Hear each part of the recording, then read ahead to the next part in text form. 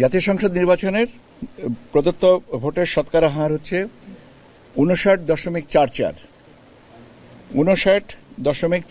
59.44 vote পড়েছে।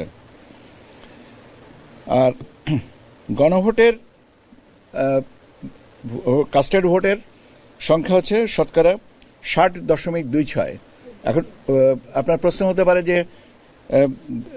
Parliament থেকে গণভোটেরটা কেন একটু বেশি হলো। তার কারণ হচ্ছে যে দুটো আসনের আমরা আদালতের নির্দেশনার কারণে আমরা আপনাদের সাথে শেয়ার করছি না, ওখানে তো গণভোটের উপরে কোনো কিছু বলা নাই, সেই জন্য আপনার সংখ্যাগতভাবে এইটা এসছে। জি 60.26। ঠিক আছে, পার্সেন্টেজ নিয়ে আর কোনো প্রশ্ন নাই তো?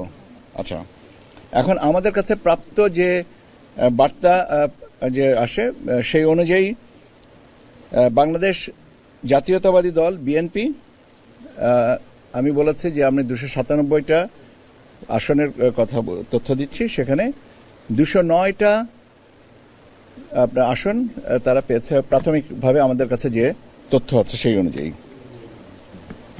বাংলাদেশ জামায়াতে ইসলামী পেয়েছে 68টা, পেয়েছে 68টা। জাতীয় নাগরিক পার্টি এনসিপি পেয়েছে 6টি। বাংলাদেশ খেলাফত মজলিস পেয়েছে 2টি। ইসলামী আন্দোলন বাংলাদেশ পেয়েছে 1টি। গণ অধিকার পরিষদ পেয়েছে 1টি। বাংলাদেশ জাতীয় পার্টি বিজেপি পেয়েছে 1টি। গণসংহতি আন্দোলন পেয়েছে 1টি। খেলাফত মজলিস পেয়েছে 1টি।